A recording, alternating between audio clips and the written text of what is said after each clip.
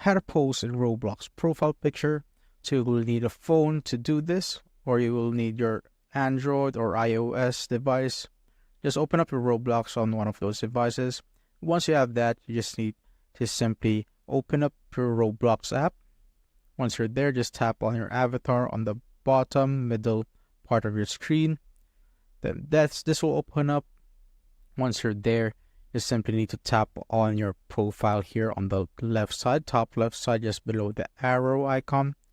So it will go to edit profile picture, and here you could select an emote that you want. You could go with shrug, or you could go through the shop right here and pick a post that you want to buy, or you could go with a default one. So let's say I want to go with hello right here, but this will simply change like that.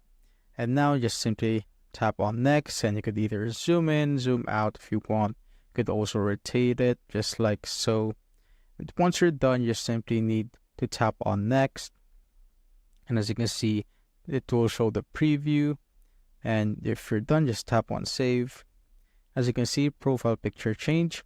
Then now we could just go back to home and refresh it for a sec, and as you can see, it will automatically update our post. And that's how you basically change a post in your Roblox profile picture.